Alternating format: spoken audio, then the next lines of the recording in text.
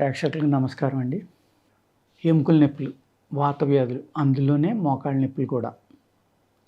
ఇప్పుడు పూర్వకాలం ఒక 5 ఇయర్స్ 10 ఇయర్స్ బ్యాక్ ఈ నీ రీప్లేస్మెంట్ సర్జరీ అనేది రాకముందర అందరూ కూడా అల్లోపతియో ఆయుర్వేద ఇంకోటో 90 ఏళ్ళేంటి చనిపోయేదాకా ఏదో మందులు వాడుకుంటూ ఉండేవారు ఈ నొప్పులు తగ్గాలని.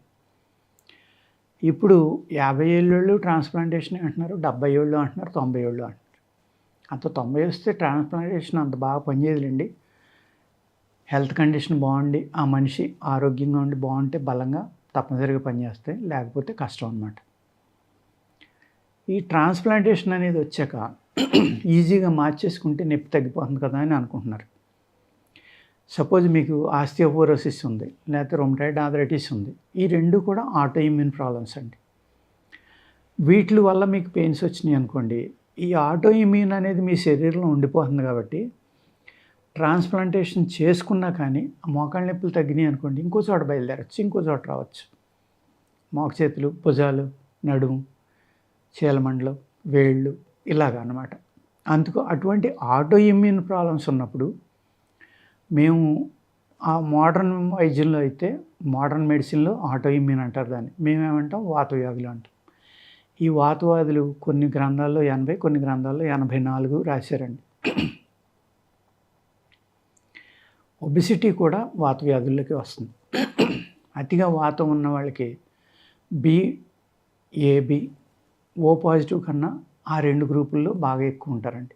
బి పాజిటివ్ కానీ ఏబి ఉన్నవాళ్ళు కానీ ఆ 2 గ్రూపుల్లో కొంచెం ఒబిసిటీ ఉన్నవాళ్ళు, వాతం శరీరంలో ఎక్కువ ఉన్న వాళ్ళకి ఒబిసిటీ ఉంటుంది. ఈ ఒబిసిటీ వల్ల కూడా హెవీ వెయిట్ వల్ల కూడా కీళ్ళ నొప్పులు రావచ్చు. అలాగే ఈ వాతం శరీరంలో పెరిగిపోతే కొంతమంది ఆహారంలో చాలా జాగ్రత్తగా ఉండాలండి ఈ వాత వ్యాధుల దగ్గర. ఎలాగంటే మనం జొన్నలు తినేవాళ్ళు పాత జొన్నలు తినాలి, రైస్ తినేవాళ్ళు పాత రైస్ తినాలి. అలాగే మీరు ఏ ఆహార పదార్థం తిన్నా ఒక 6 నెలల క్రితం పండిన ఆహార పదార్థం తింటేనే మీకు ఈ వాత వ్యాధులు అనేవి పెరగకుండా ఉంటాయి, ఆగుతాయి. ఎప్పుడైతే మీరు పచ్చి బియ్యం కానీ, పచ్చి జొన్నలు కానీ, పచ్చి గోధుమలు కానీ అంటే పండిన వెంటనే తిన్నారనుకోండి, ఈ రొమటాయిడ్ ఆర్థరైటిస్, ఆస్టియోపోరోసిస్, ఈ ఎముకల నొప్పులు, కీళ్ళ నొప్పులు, మోకాళ్ళ నొప్పులు ఇవన్నీ పెరిగిపోతాయి. ఇక్కడ ప్రత్యేకంగా వీళ్ళు తినకూడని ఆహార పదార్థాలు ఏంటంటే ఆనపకాయ అంటే సొరకాయ అంటాం మనం, కీరా అంటే దోసలకు సంబంధించిన ఏ జాతి తినొద్దు. అదేవిధంగా పెసరపప్పు, బీరకాయ,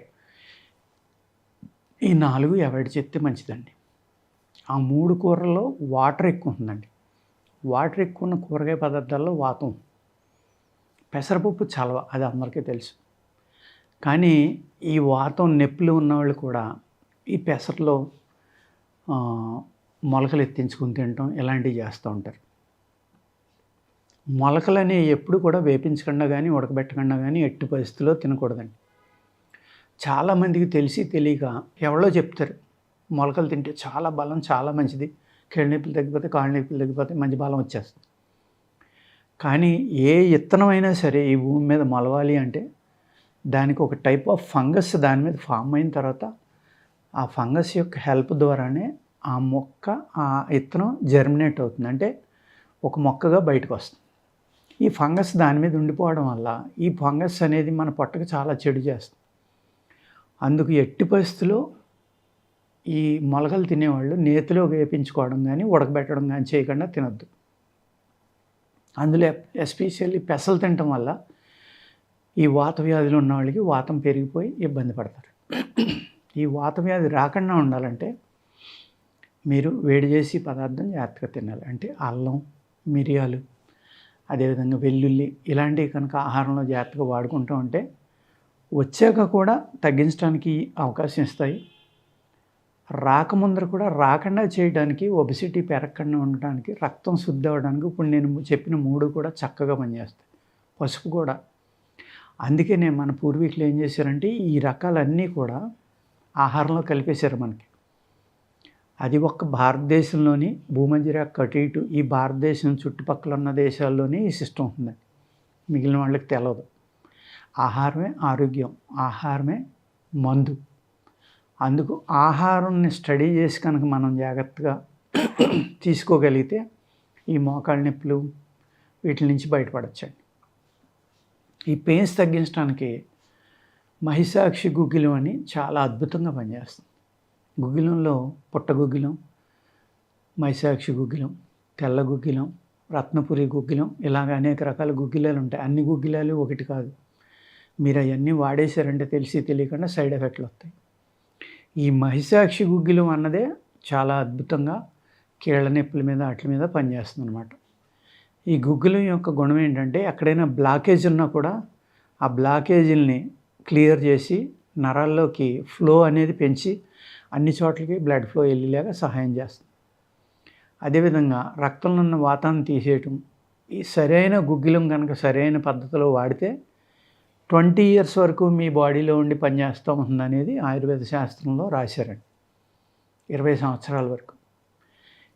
ఈ మహిషాక్షి గుగ్గిలం అనేది ఒక 300 గ్రాములు తీసుకుని మీరు 1 లీటర్ ఆవాల నూనెలో వేసి దీన్ని పొడుం కొట్టుకుని వేసి దాన్ని అలా నోరతో కూర్చోండి. అడుగునేది పేరుకుపోయి మీ గమ్ముని నడవనేది, అది అంటుకుపోతుంది కింద, ఉండల కింద కట్టేసి నూరటం కష్టం. కానీ మిక్సీలో కానీ వెట్ గ్రైండర్ అయితే గొంతులో వేస్తుంది. కలవంలో తక్కువ అంటే 100 గ్రాముల ఆయిల్, 30 గ్రాములు ఇది వేసుకుని బాగా నూరుకుని దీంట్లో ఉన్న మెడిసినల్ ప్రాపర్టీస్ ఆయిల్లోకి వెళ్ళాలన్నమాట.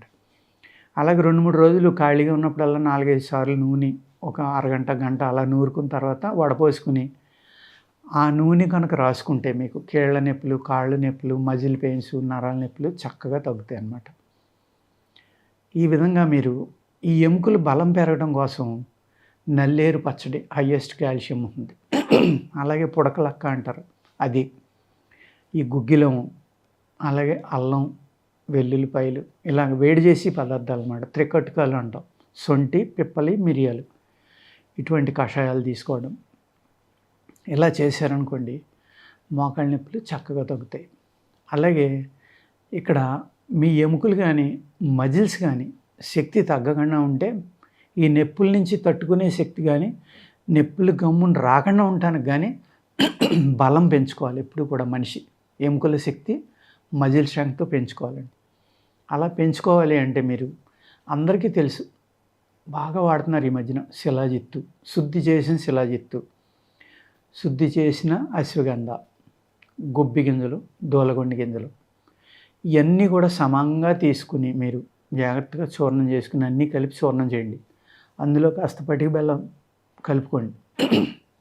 ఈ చూర్ణాన్ని రోజు ఉదయం సాయంత్రం భోంచేసే ముందర, అంటే ఉదయం పరగడుకుని టిఫిన్కి ముందర, నైట్ పడుకునేటప్పుడు, అంటే భోజనానికి మీరు దీనికి ఒక 3 గంటల గ్యాప్ ఉంటే మంచిదండి. సాయంత్రం కనుక మీరు మజ్జిగ అన్నం తింటే కనుక అట్లీస్ట్ 3 to 4 hours గ్యాప్లో తప్ప ఈ పాలతోటి ఈ మందు వేసుకోవద్దు. ఎందుకు అంటే మజ్జిగ, పాలు వ్యతిరేక ఆహారాలు, అది మంచిది కాదు, విషంగా మారుతాయి 2 కలవడం వల్ల. ఈ విధంగా కనుక మీరు ఈ ధాతు వృద్ధికర చూర్ణం ఇది చాలా అద్భుతంగా పనిచేస్తుంది. ఈ చూర్ణం కనుక కొన్నాళ్ళు వాడారనుకోండి, మీ ఎముకలు, జాయింట్లు, మజిల్స్ గట్టిపడితే కాస్త వ్యాయామం కానీ, ప్రాణాయామం కానీ, యోగా కానీ చేశారనుకోండి, ఇంకా చక్కగా ఈ మందు పనిచేసి ఈ మోకాళ్ళ నొప్పులు, వాత వ్యాధుల నుంచి కూడా మీరు బయటపడటానికి ఉపయోగపడతాయండి. ఓకేనండి, నమస్కారం.